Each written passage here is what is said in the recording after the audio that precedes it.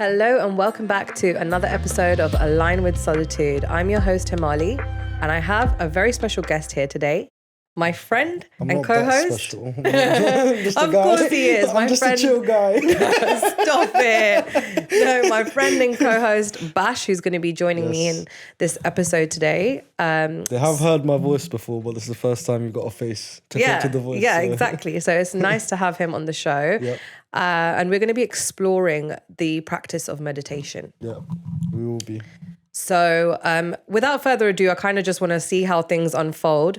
So we're going to get straight into it. Yep. I'm going to ask Bash to get comfortable. Yeah, I think I'm as comfortable. Yeah, it's comfortable. I mean, like, you can cross your legs if you can, if you want to. No, listen, I told you, I can't cross my legs. Okay, and this is entirely up to you what you feel comfortable with. I'm not going to say you have to do any mudras with your hands, etc. Whatever you feel. I like to sit down, cross-legged, hands out to the side. Sometimes just open to receive whatever is going to come through. Would you say to keep your eyes closed or keep them open? I would recommend closing your eyes. Yeah.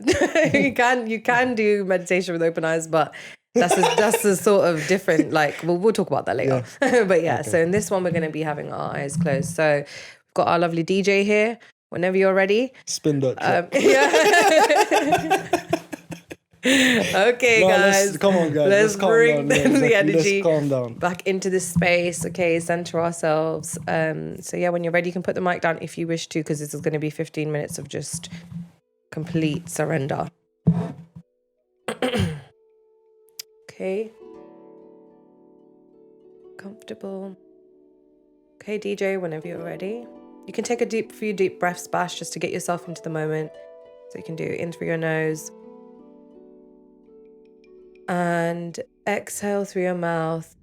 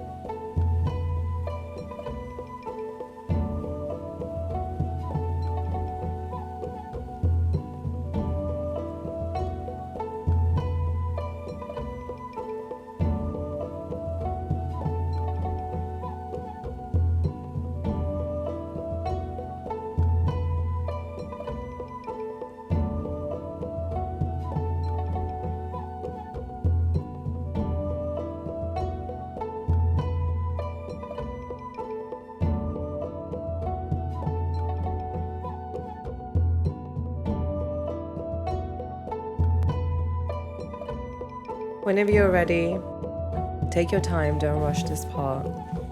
Just coming back into your body. You might want to start off by just wriggling your fingers.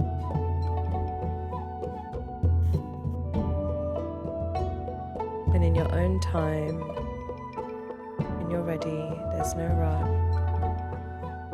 And open your eyes and join me as we open up this space, share what we feel called to in this moment.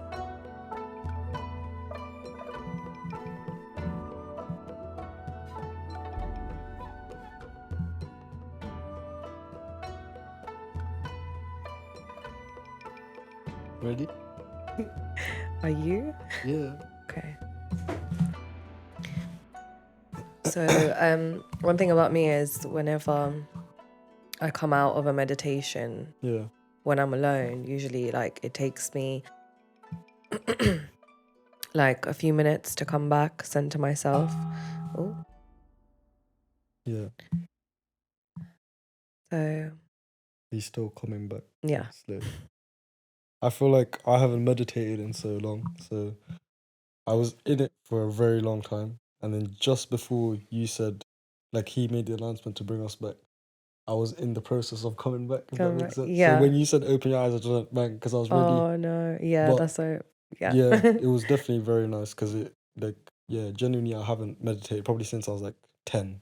Oh Yeah. wow, So it's been a long that's time. been a really long And time. obviously, I used to meditate in a religious environment, like at a temple or something. Yeah. And this was very different. Like the track you were playing was different, and I feel like it pushes your mind to different places. Is that how you felt? that's So how I yeah, felt, that's why I yeah. wanted to actually open the space up for you to share. Like, what challenges came up for you through that process? Oh, good question. I'd say the first challenge was just sitting here still. That was probably the first challenge because I find it really hard to sit still. And just calming my thoughts and collecting them into one place because as I said, I haven't done that in a long time. So I guess, is it scary? I guess it was scary in a way to sit with your thoughts after a long time because you don't know what's going to come up. And then once you kind of get into it, I calmed down and I was sweating at one point. You probably see me later on when you're watching the video back. I had to wipe my sweat off. And then it was a bit better after that. But I enjoyed it, honestly. You enjoyed it? Yeah. So when you said scary, would you say it was like, it felt like fear? Vulnerable. Especially because I'm on camera, right? Yeah. It's been like... No, of course, I don't know. yeah. Yeah. Because this is a very personal process, isn't yeah. it? When you meditate. Yeah. It's so nice to be able to meditate like amongst a group. But yeah, when you're on camera, it is, I think it takes a lot of courage to put yourself out there in this space because you never know what to expect. Exactly. I mean, for me personally, I've I've told you before that like I easily my kundalini begins to rise in these sessions that I do whenever I do meditation, and you'll probably see as well looking back at the footage, you'll see that I've got the sudden movements like jerking, and it's a different process for me, but it's so nice to be able to sit with someone else and share like what comes through with insights, because I think that like we become so much more grounded and centered, and it's like you were saying, there's so much that goes on throughout our days, and then we're carrying that around. So to sit in that stillness, I resonate with that too. Like I'm always on the go, so to be able to sit still, and usually I actually now, after years of meditation, I've become quite used to like sitting in stillness. Okay. But I actually found it challenging today. Really? And I think it's a lot. Was it the cameras, me, or... I think it's a lot to do with what's been going on. Like as I was sharing. this week so far, I see. So this goes back to like what I was sharing in like an earlier episode about like when I neglect meditation, how scattered my energy becomes and how difficult it is for me to get back. And you said you don't even realize it till a lot later, right? Yeah. Which is now. Which is that's now. Good. So I felt like I really needed that today. And it was nice to be able to share the space with someone. Like yesterday, obviously, I come here and we shoot the videos and we work on all of the stuff in the background. Yeah. And we were having a conversation yesterday, which I feel like we should have on camera. And do you care to share with me again the things that we were talking about yesterday? So from how you're feeling currently and how this past week has caused you to transform and all these big changes that you feel are coming. Yeah, of course. I mean, there's a lot going on. You Yeah, know, there is a lot going on. How big And is your list of things to do currently? oh, I've lost count. Yeah. I've lost count now. You So wanted a second book, I mean, I didn't did. you? I got a new diary, so that says enough. I had to get a new Exactly. journal, new diary. Yeah, things have been like really busy for me. Yeah. And the funny thing is like, I remember when, every now and then I go into periods of rest where Yeah. there's nothing going on. Like it just suddenly becomes like, where you have a lot of free time. And as someone who's always on the go, like for me, I'm like, I always used to think like, what is this for? Yeah. But it makes sense now. Like you have to have those periods of rest because it's preparation. Yeah. For what's some, coming. yeah, what's coming. And yeah, there's a higher force that's, running the show here. Yeah. So I've been feeling really overwhelmed. Like I was saying to you yesterday, like because one thing I've learned is that it's so important to be transparent with your team, your friends, your family, the people who you surround yourself with, because like, how can you be supported through what you're going through? And as the suffer in silence type, I'll just usually go for it. But I know you can read me like a book. Yeah. So you're like, listen, Hems, like, I can see you're getting overwhelmed. And then you help me break down those priorities. And I really appreciate that because I get so overwhelmed so quickly. I am a sensitive person. I hate to admit this. Okay, this is a massive ego death for me. Yeah, I really don't like to admit this, but yeah, like I do get overwhelmed because I'm sensitive, and if I have a plan and strategy in place, it makes the process so much smoother. So, what are some things that we did yesterday that helped you overcome that feeling? Okay, so getting things out on paper, because everything's always in my head, and I always say this to my partner as well. I'm like, yeah, I need your help. I need some logic. Yeah, I'm all emotion, so I need some logic. I mean, so yeah, getting things out on paper, down on paper. Okay. Making a list, and it's not just about making a list, but it's also about prioritizing. Because like it's easy to get caught up in all this. You start this, you start that, you start this. So prioritizing what's coming up, deadlines, setting realistic deadlines. Keyword realistic deadlines for yourself. Breaking things out and delegating. Yeah. Delegating is a massive thing. So, like I've been able to what to take on. Yeah, like what my strengths are as well. That's really important with what I'm creating and building here. I want to be able to make sure that everyone's strengths are being utilized, correctly. So delegating everything, the tasks. So that's really helped me, like being able to communicate that, then come up with like, a list, plan, strategize, and then delegate. And then also just like saying like, I need a break. Like taking breaks is so important. It is, because you won't realize how, like I said yesterday, like when we watched the video together. Yeah. You didn't realize how far you'd come, right? I didn't. And then you said turn it off because you couldn't watch it. And then you got over it. So definitely you do need to take a break and just look back and see how far you've come, like reflect on that. Before you're looking forward, you're never going to feel like you've achieved anything, right? You're constantly looking forward. You have to look back and see what you've achieved, make yourself 100% motivate yourself again and then get going. Yeah, I really needed that, because that's the thing. It's just always like forgetting to reflect on your strengths, how far you've come. It's important to celebrate those milestones. Small wins. Yeah, and the small wins, exactly. So yeah, that has helped. There was something else I was going to say. I was like, what was I going to say? So many thoughts coming to me right now. Also just like shifting back into my like healthy routine. Yeah. Like that goes a long way as well, because I find that when I fall back into old patterns, neglecting yourself, or just like, it starts off small and then it's like the domino effect. Yeah. So if you skip the vitamins in the morning, or you skip the workout, and then you're like, okay, that's mine. I'll just order out tonight. Yeah. So I've been trying to stay very disciplined. That's good. That's also helped me. But again, setting realistic, small, achievable, goals for myself, not trying to jump the gun. Yeah. So that's helped a lot as well. But yeah, to be honest with you, I think there's been a shift even from yesterday's conversation and today now. I can see it in you right now. So. And this is why I need to meditate. I need to be grounded and centered. I have some incredible insights, and I know I've got a lot of potential to do a lot, but it gets lost in translation. It does. So I need to center myself, ground myself, come back and recreate, and also just take a step back and reassess. Because we did yesterday, right? Yeah, exactly that. The way we realigned our goals. And so saw what we've done so far, figured out what worked. Yeah. And we made a new plan. We've planned, we had to re-strategy. Yeah, and this is going to happen over and over. Of course, So many times. And this is what I've also learned. Like, just you create challenges for yourself when you're forceful with like with things. Sometimes you just need to let things unfold and follow that flow. So I feel like I'm getting back into that. That's good. And today really helped me. So thank you so much for joining me for this meditation. I definitely feel like we both needed that, actually, as an observation. Like, you know, we're working very hard with our team, obviously, but there's a lot of work that goes into these videos and just this craft itself. So, yeah, I'm glad that we've been able to share some of the behind the scenes, you know, and just be a bit more transparent with my audience as well. Like, I have my like I told lows. You yesterday, like when I made you share that video of how you were struggling, I tried to share it with people, because as alone as you feel in that moment, you're not alone, and there's millions of other people feeling the same way that you do, and you sharing how you felt will make them feel better.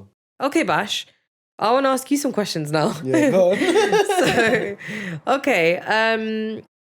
So I asked you about the challenges, about what you found like challenging in the meditation. What about you as an outsider? Yeah. That is, you know, you're still a part of my team, but just as an outsider, if you could give me some advice on, obviously we've already discussed a lot up until this point, but if you were to give me some advice going forwards, what would you say? In terms of?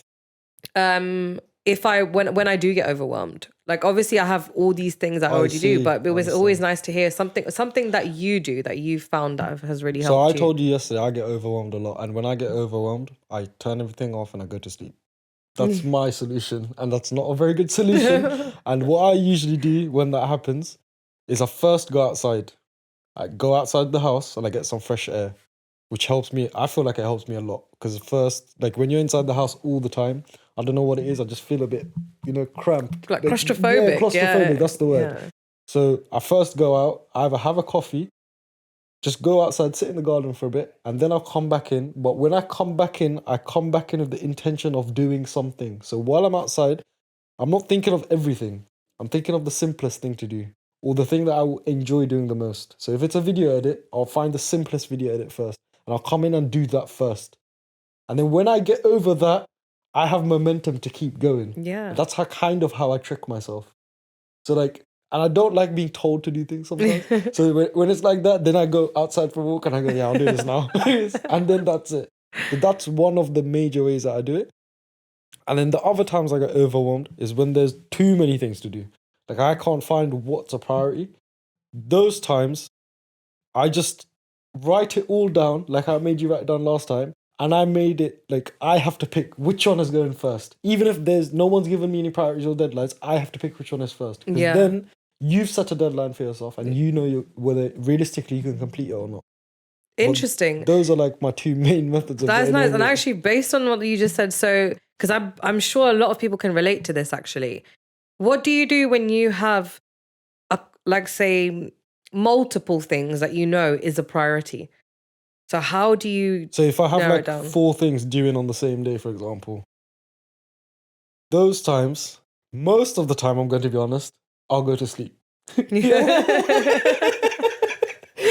give up. Yeah, but the rare times that I do it, it's either because, like, for example, if it's for you, I'll do it. I won't sleep. I'll do it. Yeah, but if it's for anyone else, I'll probably sleep. But I do it. It's just because I respect that person. I don't want to let that person down, so I'll do it. No, I really love that. There's no other way you can convince me to do it, and it's really bad. Yeah. Which is why I talk to you quite a bit, and you help me get over those things. Oh, I'm glad. Yeah, it's just, if you're getting overwhelmed, you just first need to find the simplest thing to do, I would say. Because the reason you're getting overwhelmed is because you're scared, number one. You're scared of committing to it and completing that task and not completing it properly. Yeah. So,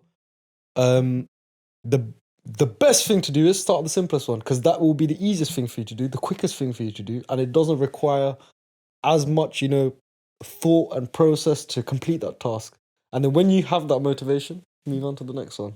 Nice. But yeah, a lot of the time I sleep. You sleep. Yeah. No, very, very honest and transparent. I mean, but of course we all have those days. Yeah. Like I know I've had those days where, it's either sleep or I just get lost in the silence. We're just saying that nothing's out. You just hear like everything. What's that saying about like not the birds? Is it birds? When it's like a pin drop silence and crickets. Crickets, yeah. Birds. Oh, sorry, what? Crickets. Lost the plot. Yeah, here we go, guys.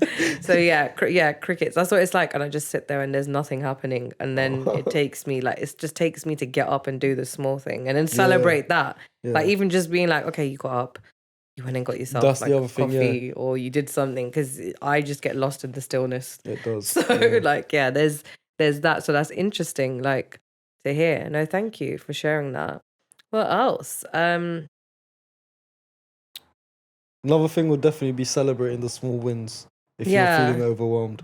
Just look back on the past week and see what the good things you've done are. That's important. That is really important to be able to like reflect and look back, because I've noticed that with me. And like as a, I do oracle readings, and so there is a card that I pull often, like the Mirror Guardian, and that talks about like going back and reflecting on your strengths and how far you've come. Exactly. Because we literally forget to do that, and in this day and age, we don't have time. Yeah, we don't have time, Honestly, and you need to take out time. Exactly. And what's interesting, you say that about we don't have time. That actually brings me to this question.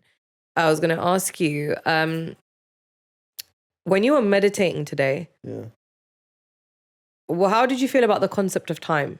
Oh, I was going to talk about that, but I forgot. But it's good you brought it up. The first 5 minutes was really long. It was insanely long. I could probably count the seconds. Yeah. And then after that, like after I'd wiped the sweat off and I just leaned back and I relaxed again, then it went a lot quicker. Like the time between that and him saying to bring us back, it was like that. But I definitely the first 5, but I felt like that when I was younger as well. It genuinely takes me a minute to get into things. And then once I'm in it, I'm all right. Yeah. But those first 5 minutes was hell. Definitely. The first. Yeah. That's so interesting.